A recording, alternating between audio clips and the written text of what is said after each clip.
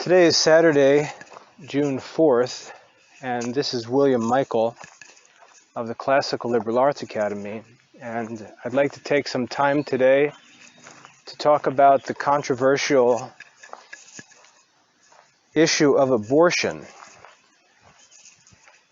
It surprises many people when they get to know me to find out that I'm not a supporter of the pro-life movement.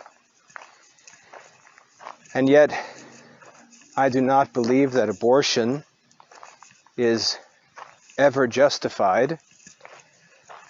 And I am a Catholic father with 10 children. And I teach the classical liberal arts.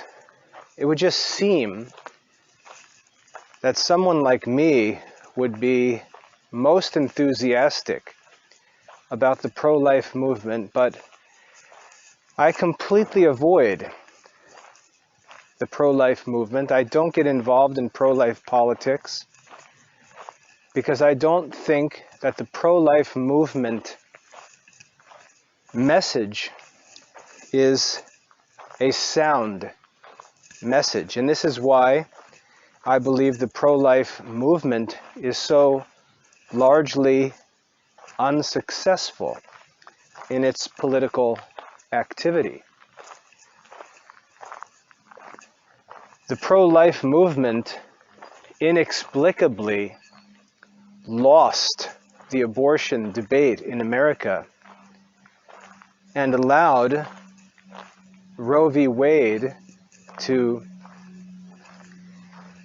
make abortion available throughout the country, legally. This was a colossal failure on the part of the opponents of abortion, and they were simply out-argued,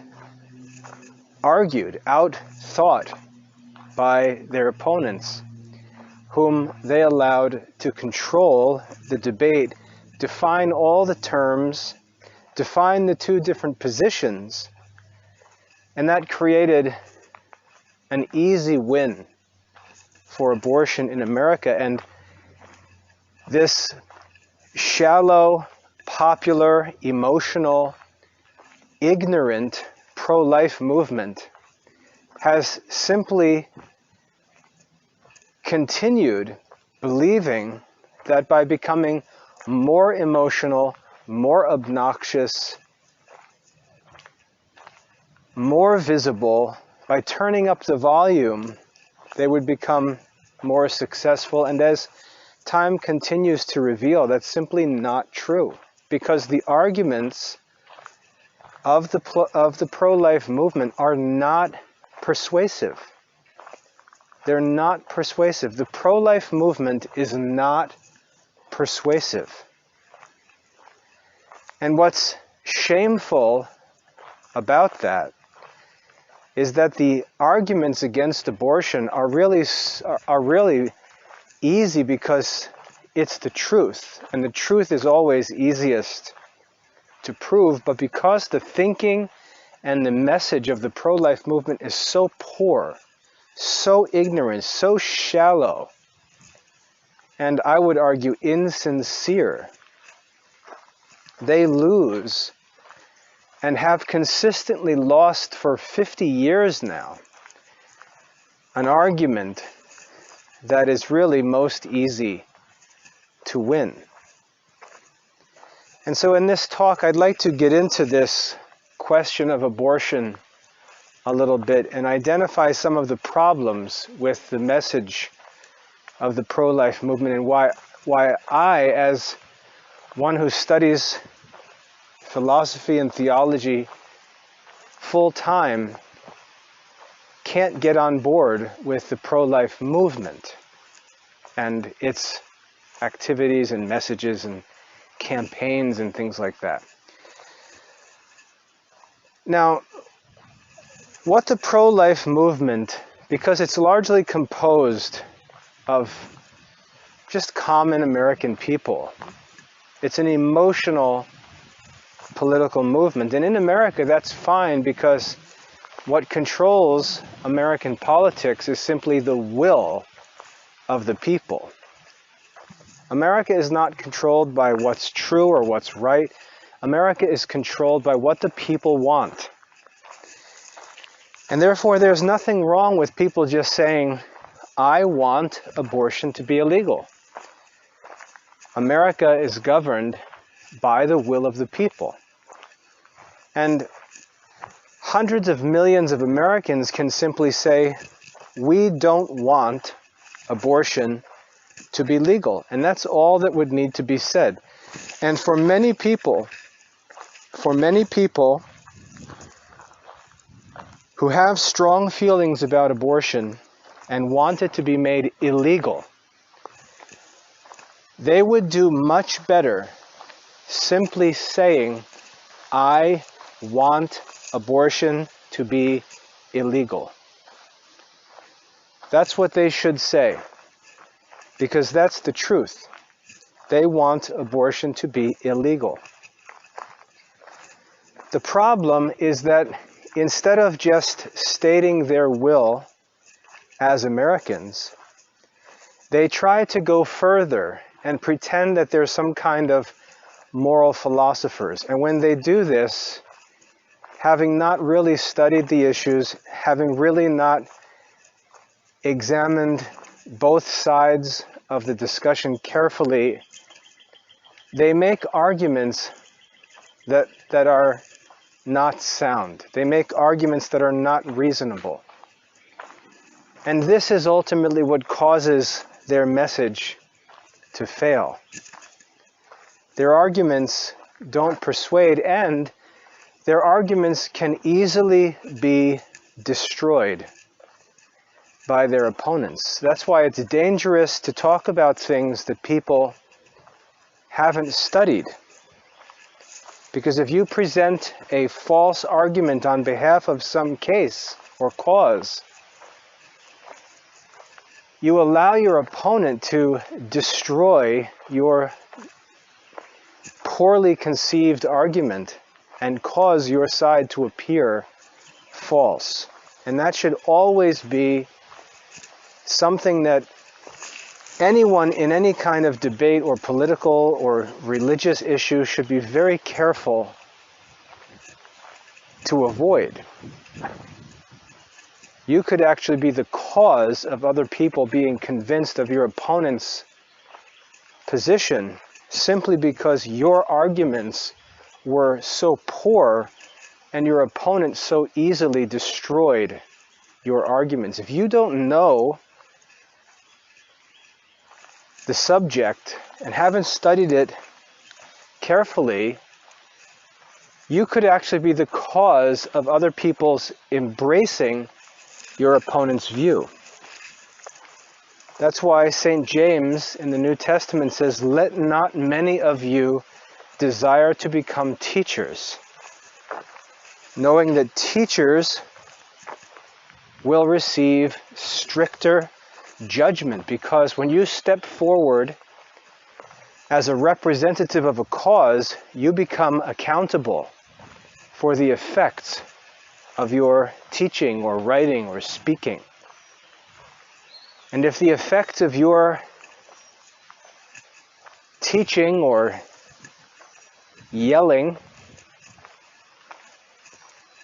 actually assist the cause that argues for what is false, you'll be held accountable for those effects. Let not many of you desire to become teachers, because this is dangerous business. The pro-life movement and its supporters want to pretend that the issue of childbirth and personhood and what it means to be a human being and so on is some very simple matter. Very, very simple and easy for everyone to understand. And they want to pretend that the development of a human person is ridiculously simple so that they can make abortion to seem ridiculously terrible. Abortion is terrible. But abortion exists and is a problem because the issue is not so clear. And there are many motivations for abortion. There are many influences that lead women to abortion. There are many thoughts that people have that allow them to justify the choice to have an abortion. And by oversimplifying the issue, Christians are simply avoiding the real issues, the real questions, the real problems. They're simply avoiding them and ignoring them. And this allows their opponents to succeed because their opponents won't avoid them. The desire of the pro-life movement is to argue in oversimplified terms that abortion is murder. That's the goal of the pro-life movement, to say abortion is murder, murder is illegal, and therefore abortion should be illegal because abortion is murder. They want the argument to be that simple, but it's not. And they make themselves look like fools when they make this argument because it's impossible for abortion to be murder. The pro-life crowd, in its oversimplification, doesn't define terms. For example, what is murder? It's very easy. If you define a term and you provide what really is the true definition of that term, it's very easy to see whether or not something matches that definition and can be called that thing. What is the definition of murder? Once we establish the definition of murder, it will be very easy to see whether abortion is or is not murder. And you can look around online, you can find places in online law codes where murder is defined in laws.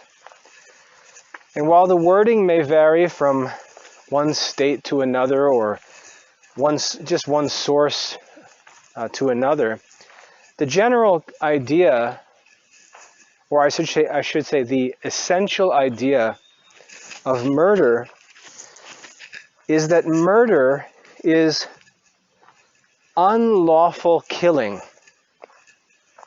Unlawful killing that is motivated by some kind of malice. Malicious, unlawful killing. So if a police officer kills a criminal, it's not murder, usually, because it's not unlawful. The police officer has the authority from the state, from the law, to kill a criminal in certain circumstances, following certain protocol. So a police officer shooting an armed criminal is not murder because it's not unlawful. Accidentally causing a friend to die. Let's say a mother gets in her car in the driveway and backs up and doesn't realize that one of the children is in the driveway, and she hits the child and the child dies, because that is not killing with malice. It will not be considered murder. She still may be at fault for killing, but it will not be murder unless it can be proven that it was malicious and intentional. And so just because a person kills another person, we don't have murder. And so for abortion to be murder, abortion would need to agree with the definition of murder. Murder, or the definition of murder, would need to be predicated of abortion, to put it into logical language. So we would have to be able to say abortion is the unlawful killing of another person with malicious intent. Abortion is the unlawful killing of another person with malicious intent. And we can hopefully see immediately that abortion cannot be murder. And the reason why abortion cannot be murder is because in America, abortion is lawful. Abortion is not against the law in America. And because abortion is not unlawful, abortion cannot be called murder. It is not murder in American law. So the whole argument that abortion is murder, which is the desire of the pro-life movement, that whole argument is impossible. Roe v. Wade, by making abortion lawful, makes it false to say that abortion is murder. Abortion is not the unlawful killing of another person, and it's not necessarily done with malicious intent. So while you can hate the idea of abortion, and you can want to stop abortion with all your heart, soul, mind, and strength, the end, or your political goal being good, doesn't justify using false arguments, and it doesn't work. And ultimately it makes your cause appear to be dishonest.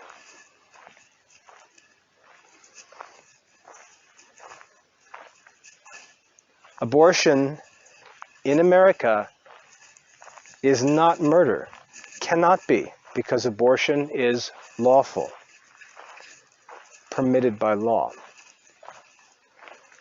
Anyone who stands in the street holding a sign or yelling, "Abortion is murder," is simply wrong.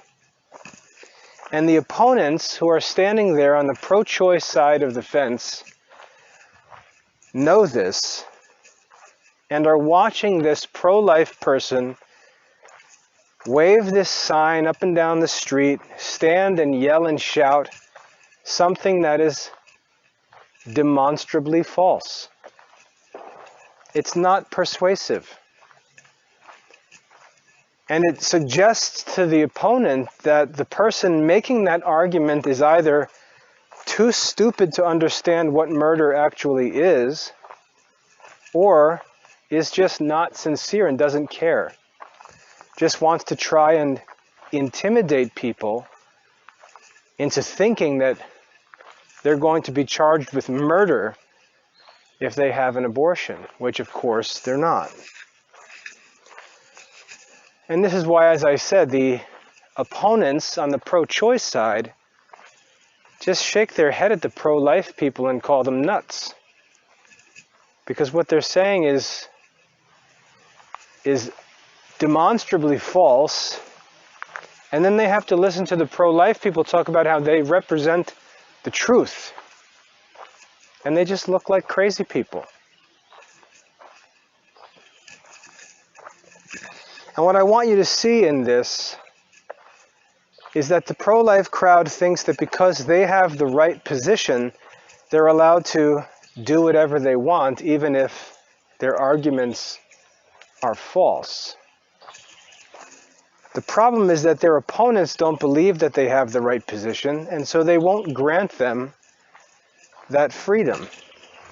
They're looking at the actual arguments that they make and the things that they say, and they're saying, what you say makes no sense. Are you people nuts? And it makes it easier and easier to be pro-choice. And that's why many educated people are pro-choice, because they know that what the pro-life crowd is saying is not true. Abortion is not murder. And the fact that they say so proves that they're either ignorant or dishonest or insincere.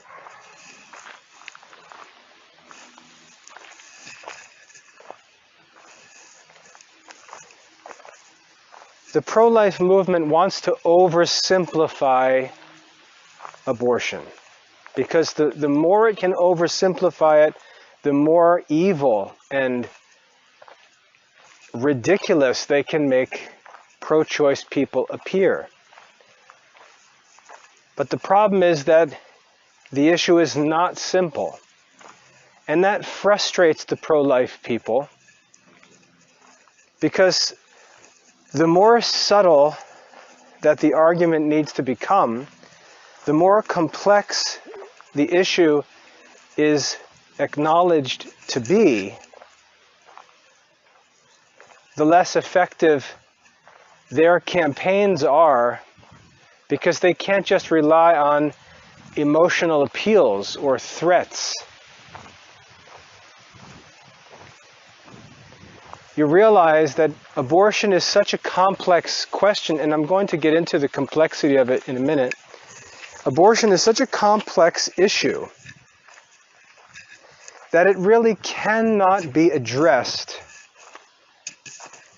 at the political level in a democratic society. It's really not an appropriate issue for public disputation. It's not appropriate, and that's why we have this stalemate between pro-life and pro-choice people that roughly divide into two equal groups. It's not appropriate for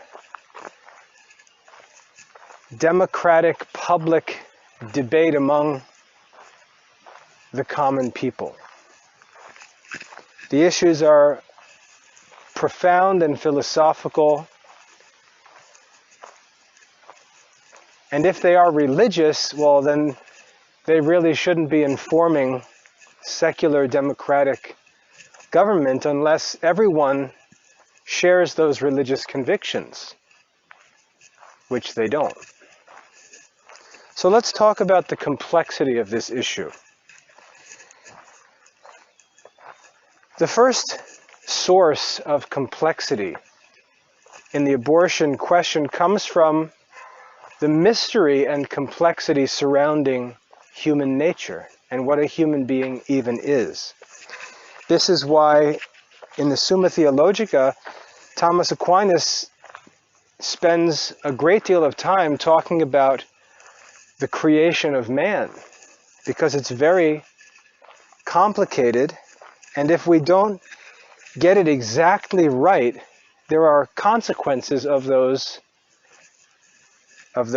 imperfections in our views of human nature. For example, we say that man is a creature composed of body and soul, made in the image and likeness of God. Man is a creature composed of body and soul. And that sounds nice and simple for the little 10-year-old child memorizing his catechism. But when we start to get into that and try to unpack that statement, that description of man, we find it leads to many other questions that are more difficult. If we say man is a creature composed of body and soul, we then have to ask the question, what is the body? What is the soul? And these are difficult questions. What exactly is the soul? That's the more difficult part of this question. What is the soul? And when we study the writings of Thomas Aquinas, he usually provides us with some historical background and shows us that this has been debated and discussed among philosophers for thousands of years, and that out of those discussions and debates, the truth has slowly emerged as those discussions have continued, and most of the discussions have found their true answer, at least philosophically speaking, in the teachings of Aristotle. The fact that history's wisest men disputed these issues and disagreed on these issues should warn us that they're very complicated. Things aren't as simple as they seem to people who have never actually disputed the issues. And when the disputations begin and someone else who's intelligent is allowed to cross-examine your answers to the questions, all of a sudden you find that things aren't so simple, that your answer wasn't as good as you thought it was, that there were things you didn't consider, situations you didn't consider, and so on. And philosophers went back and forth on these issues for thousands of years, until Aristotle, by the use of his demonstrative methods and reasoning, was able to establish sciences and scientific knowledge on many of these subjects, which stood the test of time and further cross-examination. That's why St. Thomas Aquinas is more or less an Aristotelian when it comes to philosophical questions. And when we talk about the soul and are asked challenging questions about the soul, we find it's not very simple. For example, is the soul the same thing as an angel? Are human beings just angels with bodies? Is that what a human being is? Is the soul the same thing as an angel? An angel is a bodiless spirit. Isn't the soul just a bodiless spirit that's joined to a body? And so if we see that the angel Gabriel appeared to Mary in the gospel, and the angel has a form of a body, did the angel Gabriel basically become a man in order to appear to Mary? Is that what a man is? Just an angel that's given a body, a spirit with a body? Is that what man is? And St. Thomas says no. The human soul is not the same thing as an angel or a spirit, because the human soul was created to operate differently than the spirit of an angel operates. The spirit of a man, the soul of a man, was given a different end or a different function. It was intended by God to dwell in a body. And therefore, the way that the human soul operates is different from that of an angel. So we're not simply angels with bodies. And we have to learn what the soul actually is.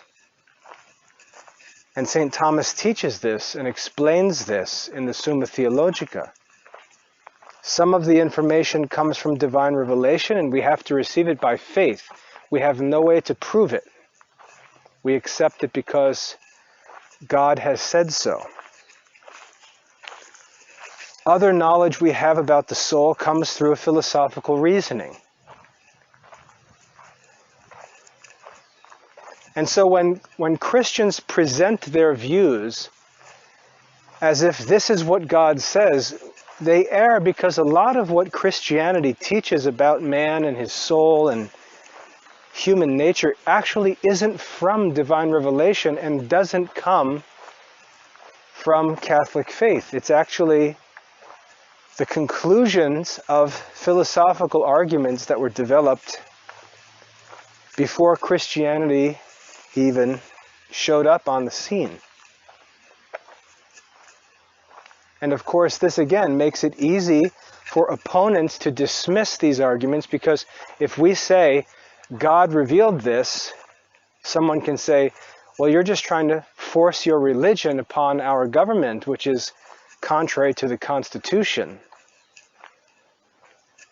And the reality is that these arguments about human nature aren't even based on religion, but ignorant people talk about them as if they are, which allows them to be easily dismissed. It's just stupid. It's not true. These arguments don't come from religion. They're not based on faith. They're actually philosophical arguments that are based on human observation and reasoning and cannot be easily dismissed, but they're wrongly presented and wrongly spoken of by people who don't even understand what they're talking about. And this is part of the problem with the pro-life movement. Every single person who gets involved in the pro-life movement is all of a sudden an expert on human nature, on how human beings are formed, on all kinds of questions of the development of fetuses, and they really don't know what they're talking about. And that gives the other side of the argument advantages, because many things are said falsely.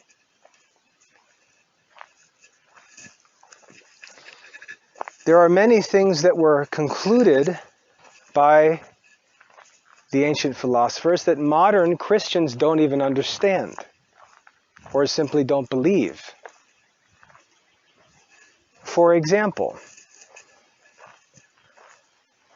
Aristotle taught that when a man and woman have sex and a child is conceived, that child is conceived as an animal, as a living body, by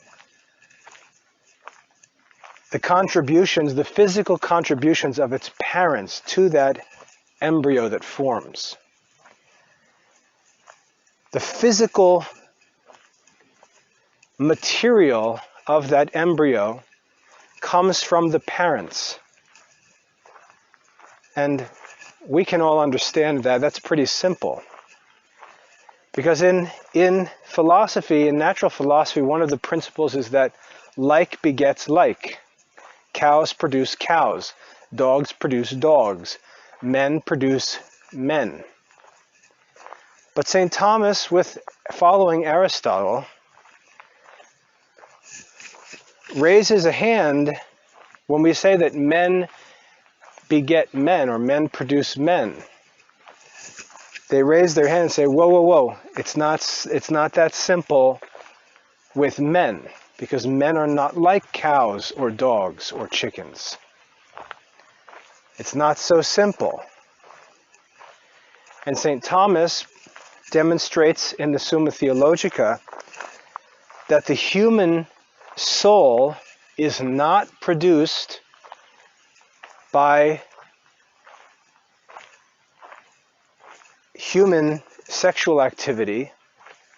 The human soul is created by God Himself and is infused into the body of a child. This throws a monkey wrench into this oversimplified pro-life message. It's not so simple. A man and a woman do not produce a human being. A man and a woman come together and they are able to produce the body of a human being. but they are not able to produce a whole human being. They are able to produce only the body of a human being, and what's in the mother's womb is not just the body of a human being. Now, the pro-choice argument sounds persuasive when a woman says, it's my body produces this child, and if for some reason I feel that my life is threatened, or whatever the argument may be, that's a whole nother subject, whether each of those arguments are sound as justifications for abortion. The simple argument that the woman makes is, I'm the mother, I produce this child, therefore I should have some say. And the pro-life movement gets this wrong because they start arguing about the mother, and they say, that's not your body, that's the baby's body, blah, blah, blah. And they come up with all what they perceive to be clever arguments, but what they don't realize is they're actually missing the whole message. And their clever comebacks and their attempts at zingers to try to win the applause of their fellow pro-life supporters are not persuasive to the other side. To argue that it's not your body, it's the child's body, ignores the real issue, which is that the child in your womb is not just a body. That's the real issue. There's a fundamental denial of the human soul at the heart of this abortion problem. It's related to modern materialism in science. Children are raised and taught that all that exists is material, that there is no soul, there is no spirit, there are no angels, no demons, no God. And when people are raised to think like that everything is material and all causes have some material, or all things have some material cause, I should say, it's very easy to move from that to abortion or to genocide and a million other modern evils. They're coming from the materialism of modern science. The fact that we talk about a child as a body, and many Christians think in this same way. They are materialists who don't see the disconnect between the religion that they claim to profess and things they say and do practically in the physical world. They're like the Sadducees in the Bible who denied that there was any spirit or any angels. They denied the resurrection because they didn't believe in a soul.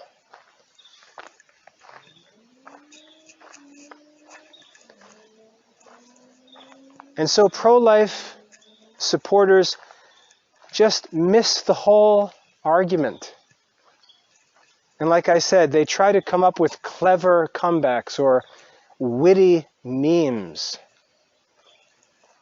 And these things entertain their fellow pro-life community members, and they share their memes and they laugh at each other's comebacks and things like that. But the opponents are standing there saying, you're not listening to what we're even saying. What you're arguing is irrelevant.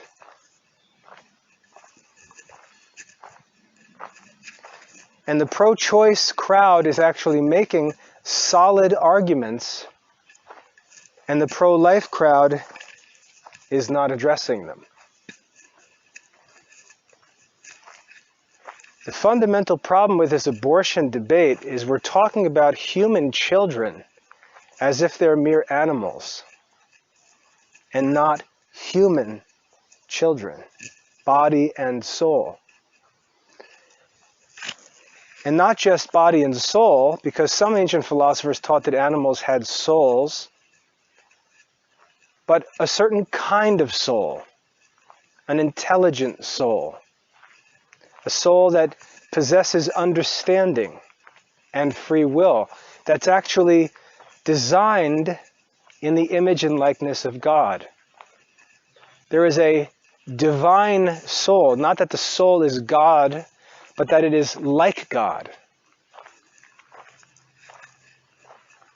There is a God-like soul in a human child, and a mother has no right to destroy the body in which this soul has been infused.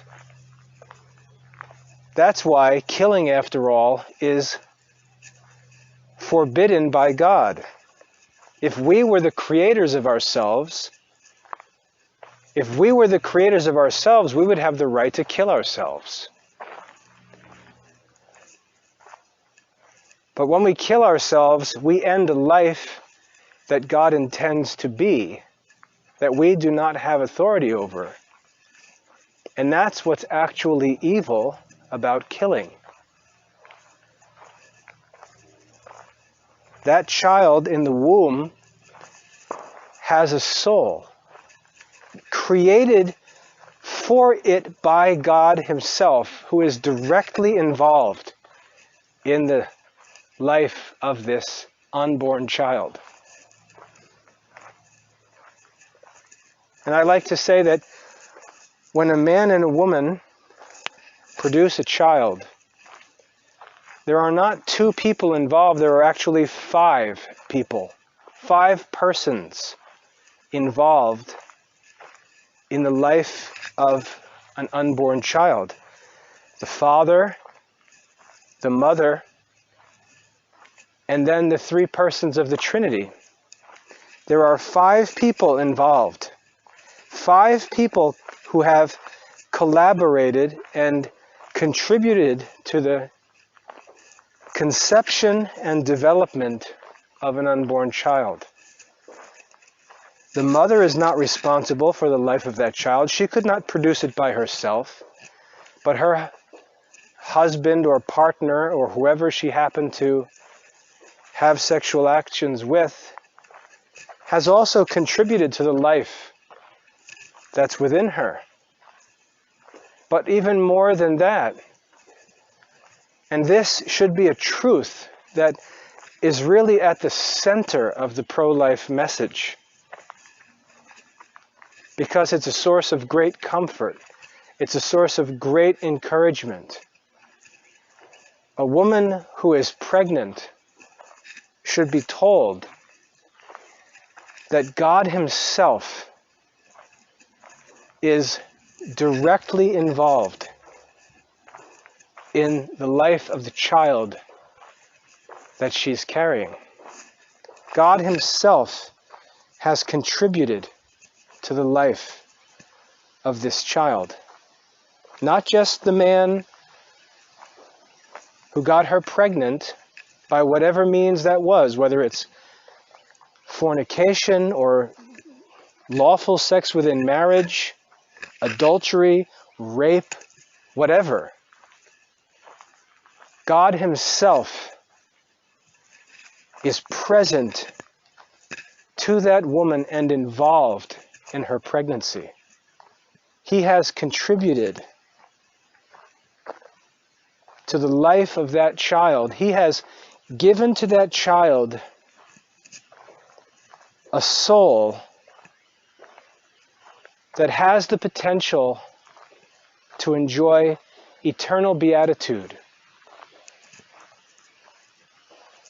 He's given to that developing fetus a never-dying soul made in His image with powers that distinguish that child from every other animal that exists in the world.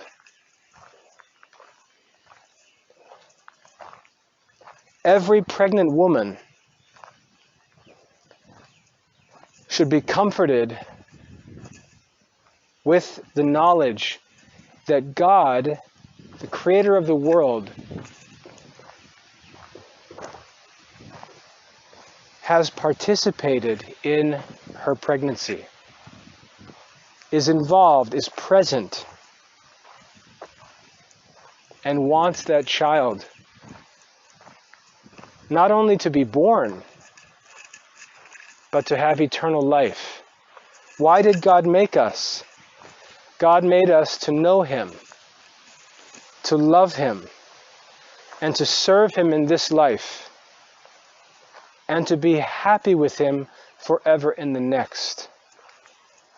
Every pregnant woman should know that the presence of a soul in that unborn child is a sign that God is present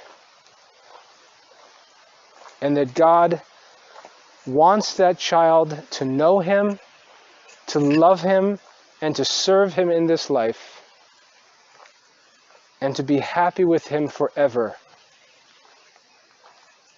in the next. God wants that child to be happy forever, and the conditions in which that child is conceived or carried or born or raised are irrelevant. The end of that child is not dependent on the circumstances of its conception, the conditions of the pregnancy, the conditions into which the child will be born, or the conditions under which it's raised. And one of the great comforts that a woman can find is found in the nativity of Christ Himself. You can't argue that you're concerned that the child is not being born into ideal circumstances when the Savior of the world was born in a stable. God has chosen to identify with the poor and assures them that these things are no obstacle for this child to enjoy the end for which he was created. God is fully conscious of all of the circumstances. God is present in the life of this child, and God has given the child everything that it needs to reach that end with His grace.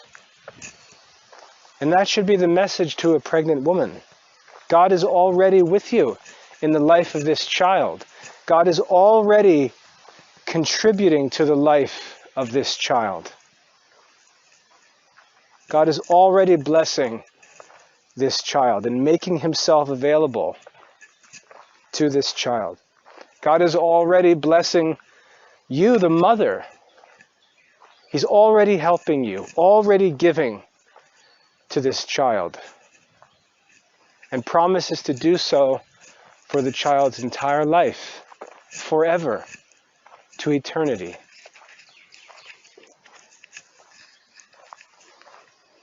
The woman should be comforted, not by promises that people are going to help her raise the child. And this, again, is another false argument of the pro-life movement. And the pro-choice movement points this out. Well, if you're so pro-life, why don't you take care of all these children? And the answer is because we can't. We're not God. I can barely take care of my own children. I can't offer to feed and clothe and house and raise every child conceived in America. But that's not necessary. Because the end of that child is not to have a certain set of conditions in life. Everything that that child needs to fulfill its end is given to it.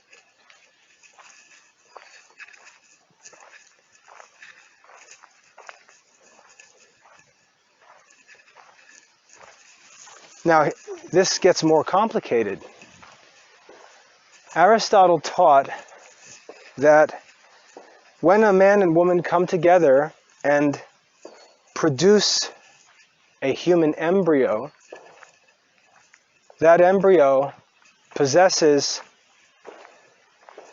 certain powers that are derived from its body, but it doesn't yet possess a human soul. Aristotle taught that the human soul, the intelligent soul that makes that embryo to develop into a whole human person, is given to it later, at a later point in its development. Aristotle argued that this event, which is called ensoulment, when the soul is infused into the body of this developing child, ensoulment, Aristotle argued, takes place 40 days into the development of a male child and 90 days into the development of a female child. And remember, that's based on philosophical reasoning. This is not religion. You can learn Aristotle's reasons for this, which are philosophical, not religious. We don't believe that because the Bible says so or because the church says so. That idea of ensoulment is a philosophical idea based on reason. St. Thomas Aquinas confirms this teaching, not necessarily that it happens at a certain time that we can know of, but what St. Thomas Aquinas argues is that sensitivity in an animal is what makes it to be an animal. And sensitivity requires the presence of the soul, because the soul is the cause of our ability to sense things. What's different between an animal and a plant? A plant is a living thing, but it lacks sensation. A living animal has sensation, and the sensation is caused by the soul. And so St. Thomas would argue that as soon as we can observe that a developing child in the womb of a mother has sensation, it has a soul. And if we can show that at a certain point it has no sensation, it appears that it would not yet possess a soul. Because the soul is the cause of sensation. And if there is sensation, there must be a soul. And if there is no sensation, there can be no soul.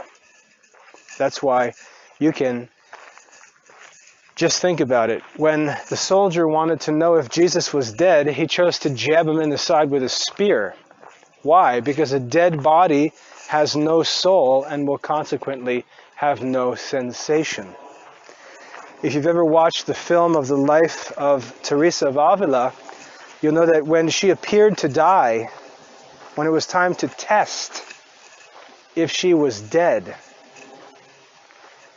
the way that they tested to see if she was dead was to pour melted wax on her eyelids. Because if she has no sensation, then she has no soul, and that's what it means to be dead. For the body to remain without the soul. And so there's another question that arises in this question of pregnancy and development and so on, and that's the question of the time of ensoulment. And this is another issue that makes this talk about pregnancy and childbirth more complicated than pro-life people want it to be. The church has taken a public position and states authoritatively. I don't know that it's stated this dogmatically. Someone can let me know if I'm wrong about this. I'm not sure that it's been stated dogmatically as a matter of faith, but it will say life begins at conception. Life begins at conception. And many people imagine that this statement made by the church does away with this question of ensoulment, or denies it even. Many act as if the statement life begins at conception is an argument that says ensoulment takes place at conception. But it doesn't say that. The statement life begins at conception does not say that the soul is infused into the embryo at the moment of conception. It doesn't say that. And if you read the documents carefully, you'll see that they don't say that. They're not dismissing the ancient and historic Aristotelian doctrine of ensoulment. What the church is basically saying is, it doesn't matter. It doesn't matter. And in this, the church is right. It really doesn't matter. But it relies on another argument in order to say that. So if I were to say that a human child doesn't receive a soul until 40 days into pregnancy, into its development, we could then say that the fetus before 40 days is merely an animal. The fetus before 40 days would merely be an animal, a soulless animal, that could be put to death just like a dog at the local animal shelter. And we could make a case that abortion could be carried out without any offense to the dignity of the human person before the 40th day for a male child, or before the 90th day for a female child, based on the Aristotelian doctrine of ensoulment at 40 and 90 days. Or we could just say, it's safe to say that a child could be aborted before 40 days without any offense to human dignity, because it doesn't yet possess a soul and is a mere animal. And that it would be just as immoral to abort a 30-day-old fetus as it would to put a local cat to death at the animal shelter. That would appear to be a good argument in light of the Aristotelian doctrine on when the body of the fetus receives a soul and truly becomes a human person, a whole human person, body and soul. But the church says, no, that's not a valid argument, and it's not. Because that fetus, even at 30 days or 20 days or 10 days, is not a mere animal. That fetus is not a mere animal.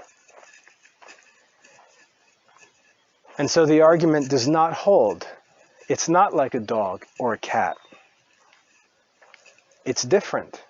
And the difference is not in the actual state of that fetus at that moment. It's in the potential of that fetus. There is something about that human fetus that distinguishes it from an animal. And what it is that distinguishes the human fetus from an animal is that that human fetus is capable of receiving that human soul. Whereas a dog or a cat are not capable of such. The human fetus is more valuable than a dog or a cat or any other animal, because the human fetus is qualified by its nature to receive that eternal, intelligent soul. By way of illustration or comparison, let's consider that you've got two different sets of cups and silverware.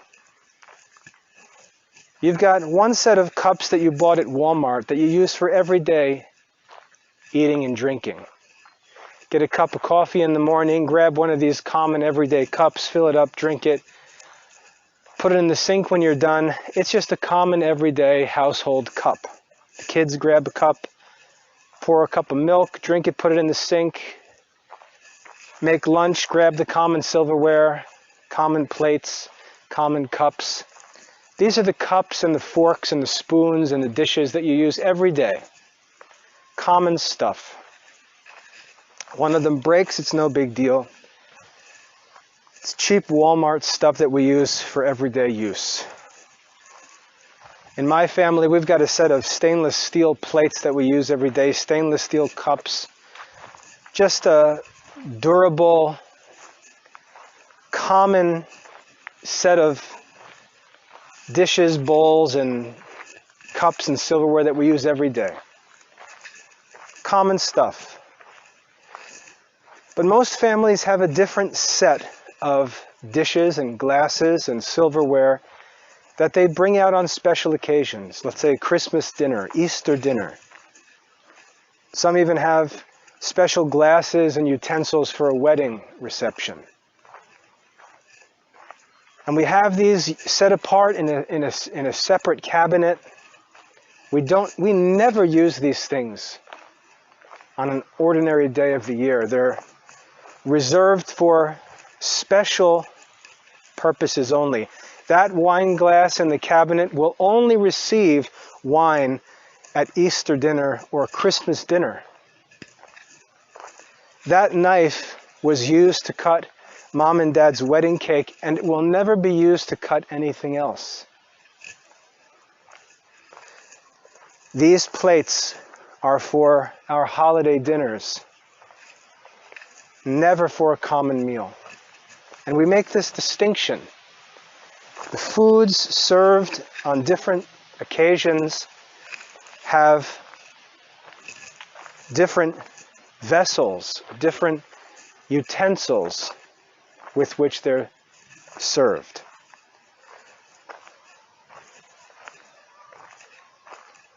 The body of an animal is like a common plate. The body of an animal is like a common cup, like a common fork or spoon. It's a physical body. It's common. But the body of a human being, the human body, is not like the common plate or the common cup or the common fork or spoon. The human body is like that special cup, the wedding knife, the wedding wine glasses, the Christmas dishes. Those dishes are special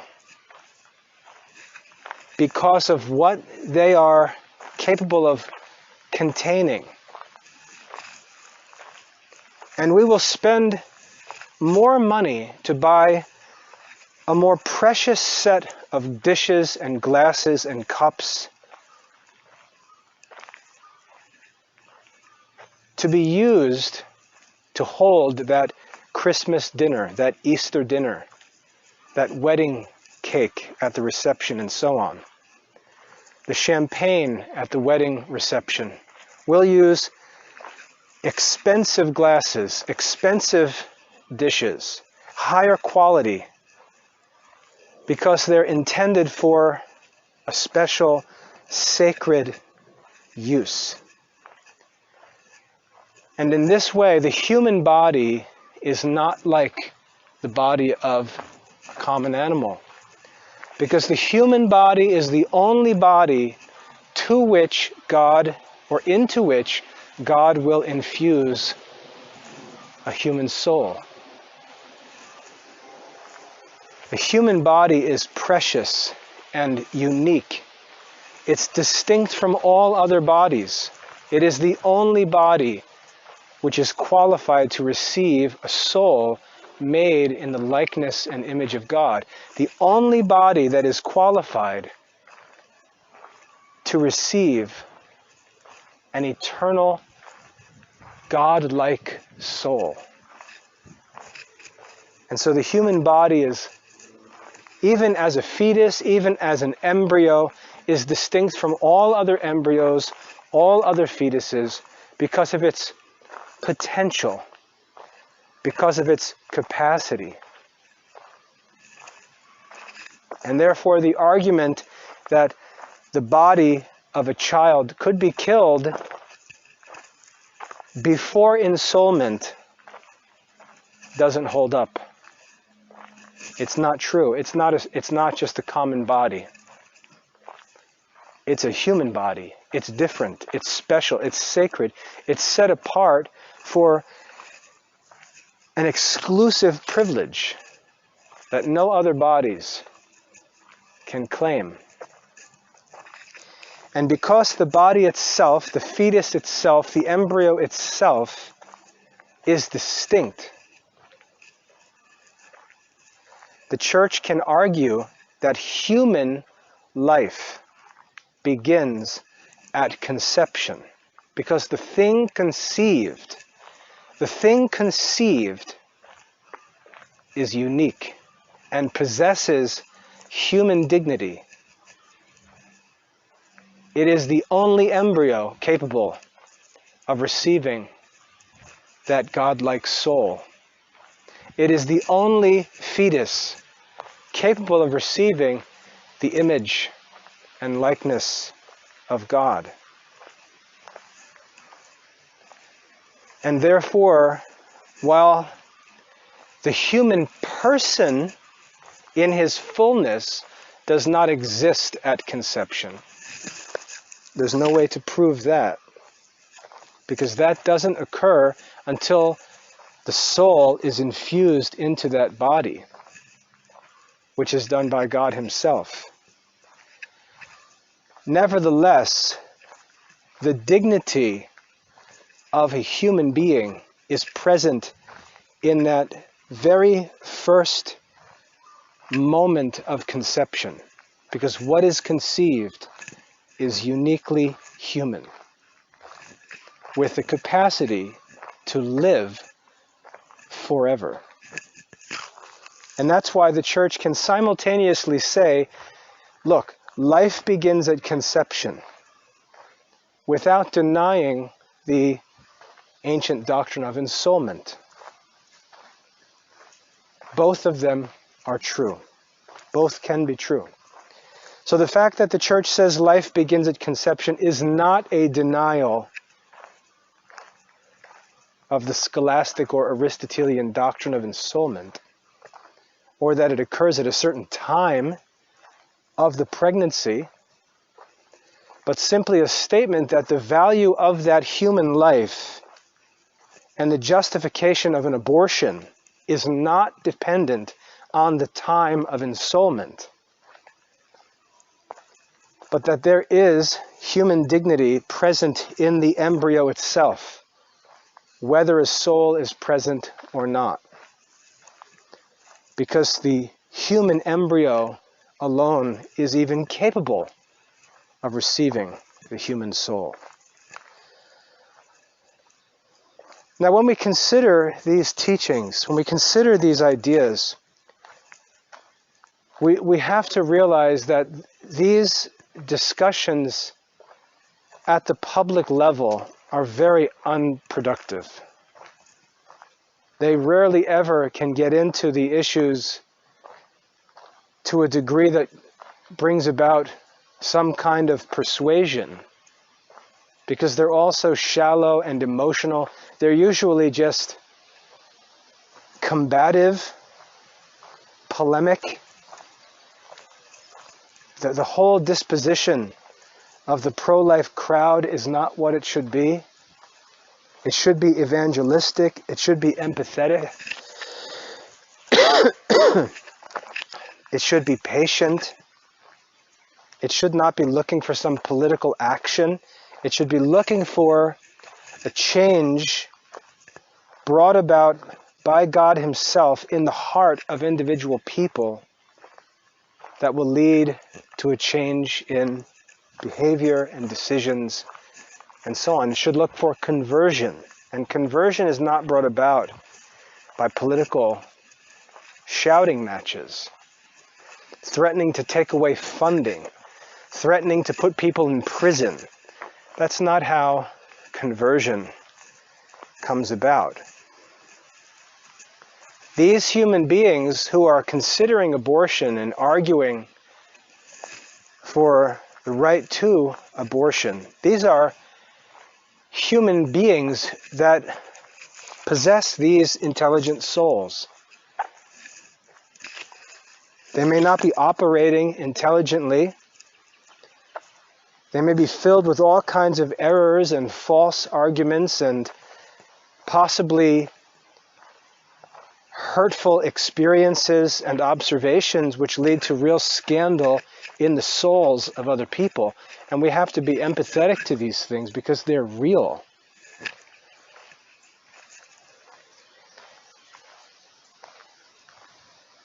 People have terrible experiences that many of us can't even comprehend.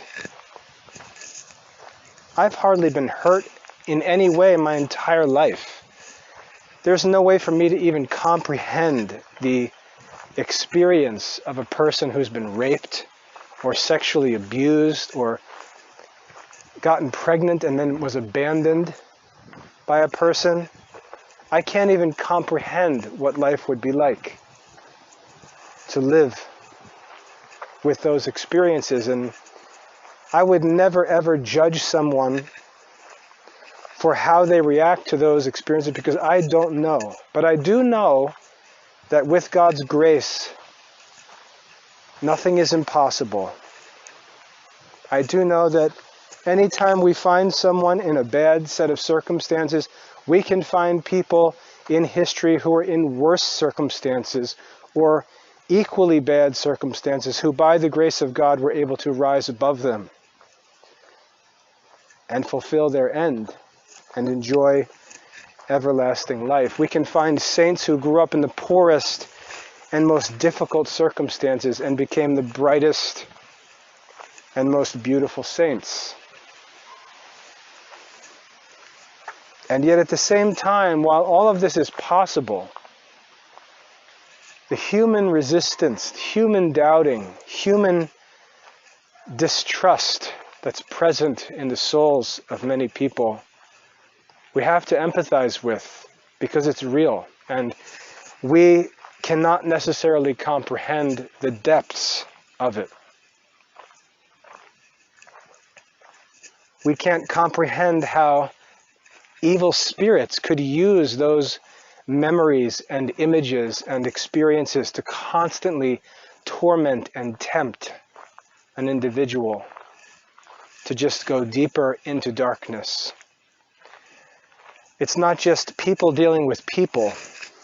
Satan is a malicious liar and destroyer. And these experiences and memories, mental images and so on are available to these evil spirits to use to lead people to destruction. And we have to look upon other people with great mercy. If you've seen Lord of the Rings, which you likely have, remember how Frodo always looked at Gollum with pity. Sam always wanted to kill Gollum or chase him away, and Frodo always looked at Gollum and remembered compassion and pitied him because he remembered that Gollum, as terrible as he was once a hobbit and became what he is through a long series of misfortunes, bad experiences, deceptions, and outside influences that made him what he was. Frodo always looked upon Gollum with pity. And unfortunately, Gollum never recovered, but good was brought about by Frodo's pity.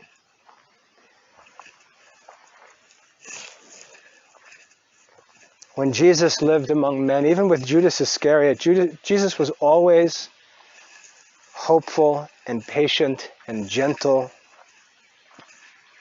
I know people will point to the scene where he throws over the tables and changes the money changers out, but they ignore the fact that that's one scene. That's one scene, one event. That certainly wasn't the norm. That wasn't a daily activity. The exception, we say, proves the rule. The fact that you point to that one event proves that that was not representative of Jesus' daily activity, daily dealings with people. Look at him with the woman at the well in Samaria. Look at him with the woman caught in adultery.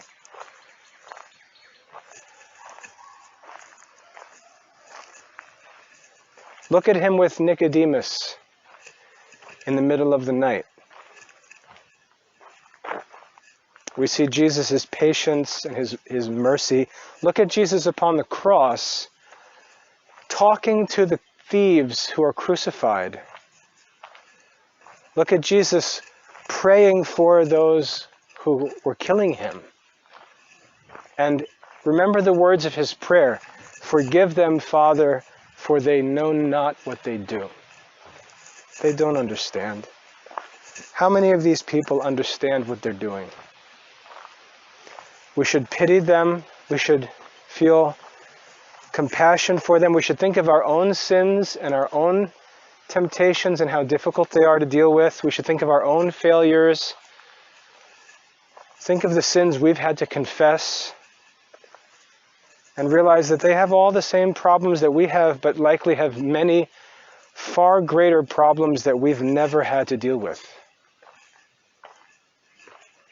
They have to overcome obstacles that most of us did not have to overcome to become Christians. And we have to help them. We have to comfort them. We have to be patient with them. We have to not overreact. We have to do to them what we would want someone to do to us if we were in that situation.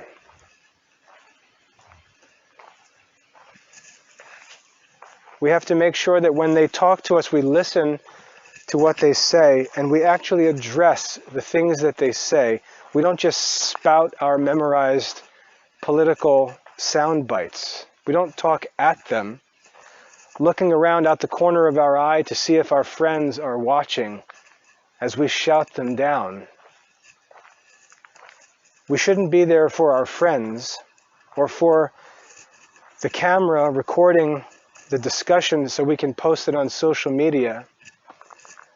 We should be there for that person, talking to that person, listening to that person, and praying that God would help that person, and that God would show us how we can help that person. Not that the person's salvation even depends on us. The person ultimately needs God. And that person needs to cooperate with God's grace. That person needs to ask for help.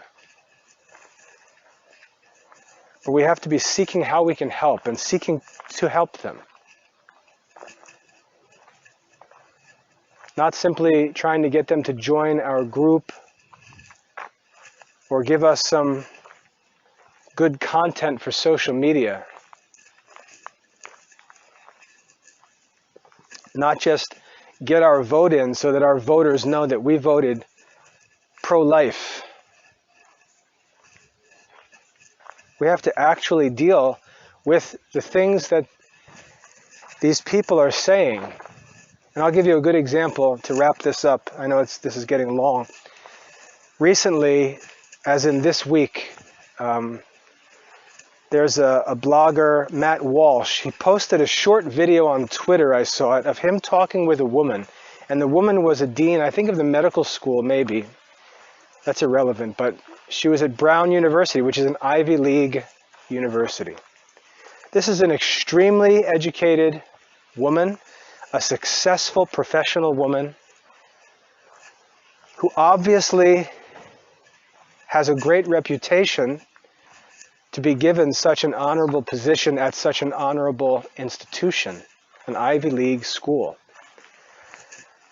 And she's in a discussion with this Catholic, I think he's a Catholic, I don't know though, but he's a blogger named Matt Walsh. And Matt Walsh, especially if you think about what I've talked about in this talk, Matt Walsh says to her, if we see a chicken laying an egg, because this video is about gender identity and all of this popular stuff being talked about. If we see a chicken laying an egg, is it right for us to assume that that chicken is a female?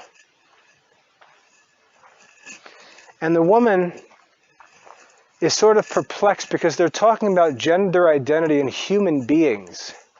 And she says, it's not the same thing. The sex of a chicken laying an egg and gender identity in a human being are not the same thing. You're oversimplifying the discussion. You're oversimplifying the question.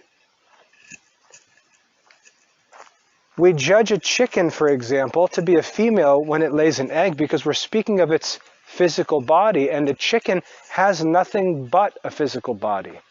And the woman responded to this question and said, does a chicken cry? Does a chicken commit suicide? And Matt Walsh's response was, well, that doesn't matter. But this woman raised the real issue. This woman who is presented as the crazy, stupid, irrational, insane, liberal wacko, she's presented as the wacko, but she's the one actually asking the profound question. She's asking, is a human being really like a chicken? Think of what a good place that woman is in asking that question. The woman who's presented as the unbeliever is the one who's asking, is a chicken really like a human being though? Aren't human beings more complex than chickens? Isn't there more to a human being than just the physical body? Isn't there more to a... You can see this woman dealing with this question of gender identity is actually in a wonderful place for evangelization. She's actually in a great place for evangelization, but his mind, as this politically motivated guy trying to make stuff for his social media channel to be liked and shared by all of his fans on social media, he's not even in the evangelistic state of mind. He's just looking for a zinger. He's looking for something that everyone is going to retweet, trying to say something clever and witty. She is actually in a better place. She's the one saying, isn't a human being more complex than a chicken? She's asking him, what are you saying? Are you saying that a woman is just like a hen? There's nothing more to the nature of a woman than a chicken that lays an egg? And what does Matt Walsh say? It doesn't matter. If you can separate yourself from the political bias, you can realize that he is the one talking insanely, comparing a human being to a chicken. He's the one who's not talking like a Christian. He's the one saying things that are nuts. She is the one who's raising the objection to the comparison of a human being with a mere animal. She's the one asking whether or not human beings are in fact more complex than common animals. She is in a better place intellectually as a human. She is in a place where she's asking the questions by which a person comes to know himself. She's asking, what are we? What are we? Are we really defined by our bodies, our physical bodies, or is there more to us? And her answer to that question may not be what's true, but the questions that she's asking and that millions of people in America today are asking, they're wonderful questions. They're human souls groping for the truth, asking questions by which they can learn and understand themselves. And we, for our stupid, lazy, political buddyship, are ignoring the actual questions, imagining that we're winning these arguments and not realizing that we're completely neglecting the responsibility of evangelization with these opportunities that are put right into our laps. Jesus told his disciples, look and see that the fields are white and ready for harvest. This is true today, but we're not even thinking about that harvest. We've become so distracted by this modern political, emotional stupidity that we've forgotten what the purpose of Christians even is in the world, which is not to try to win elections or get funding or block funding or to have certain behaviors made legal or illegal and punished by this. The purpose of the Christian church is to go into the world and make disciples and lead people into the sacramental life of the church that they may be saved. We're missing the whole point of the Christian life, distracted by these political games.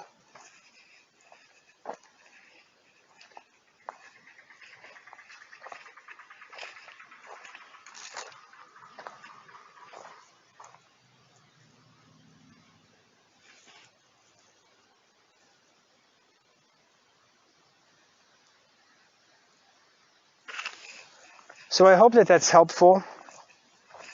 I know that's a lot to think about, and this is a very long talk, so I'm going to wrap things up here. But what I want you to see is that the real teachings of what Christianity and philosophy have to say about pregnancy, development of the human child, and the end for which human beings are created goes far beyond the question of abortion, far beyond this political discussion of abortion. And we have to get our minds in the right place. We have to get ourselves to this place where we can begin to think like Christians and realize that what's going on here is not some political fight. The devil is leading us to focus on this political fight and neglect evangelization. We have to get our minds right, focus on the real subjects, and focus on our real mission as Christians in the world, which is not to try to win democratic political elections, but to lead our neighbors into the church and into eternal life by helping them to learn and believe the gospel. God bless.